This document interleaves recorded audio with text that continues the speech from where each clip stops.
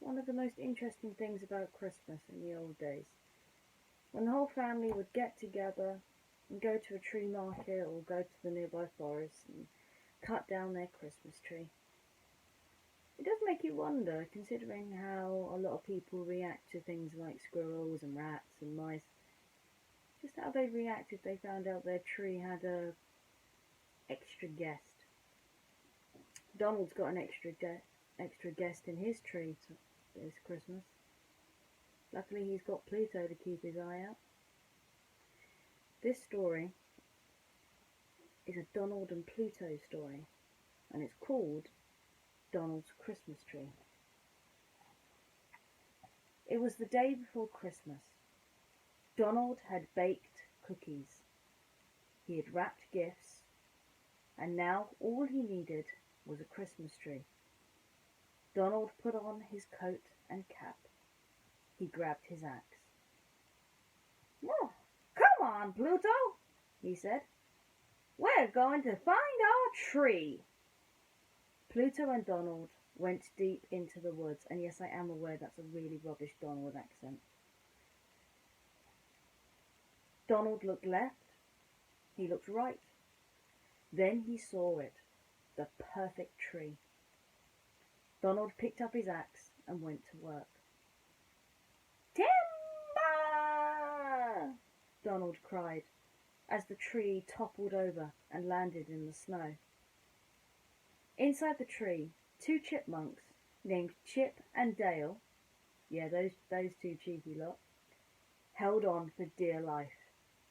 They lived in the tree Donald had chosen. "Come on, Pluto," called Donald. "Let's take our tree home."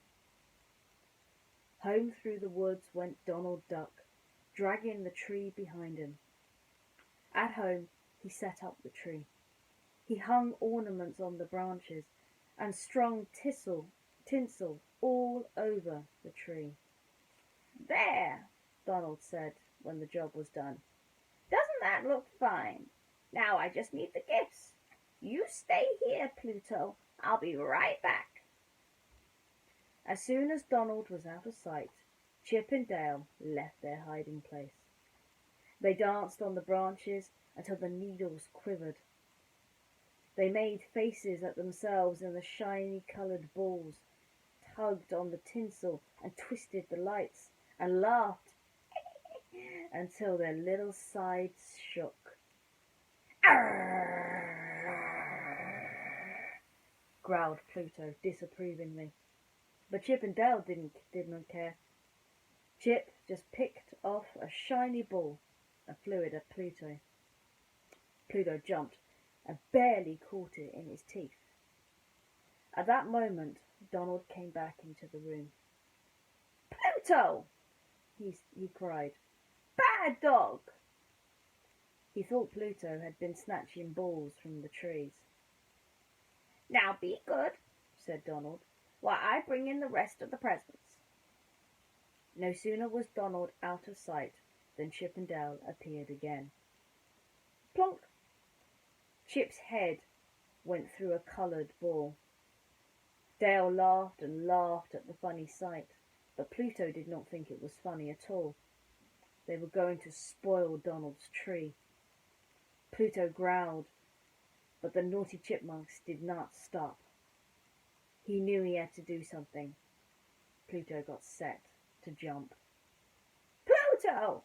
cried Donald from the doorway. "What is the matter with you?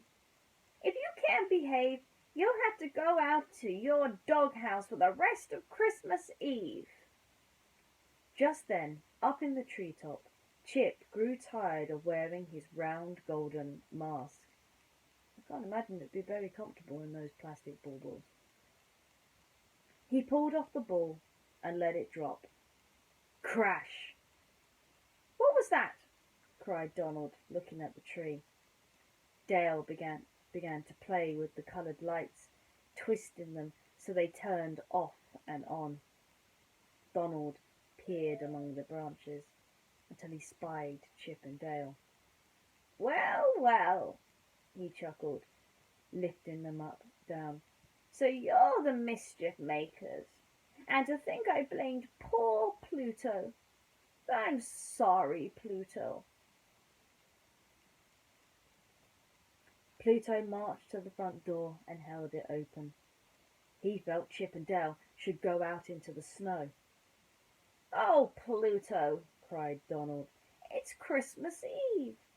We must be kind to everyone. The spirit of Christmas is love, you know. So Pluto made friends with Chip and Dale. And when Mickey and Minnie came to the house for caroling, they all agreed that this was by far the happiest Christmas Eve they'd ever had. I've got a little mission for you guys over the Christmas holiday. See how many times you could do a kind deed.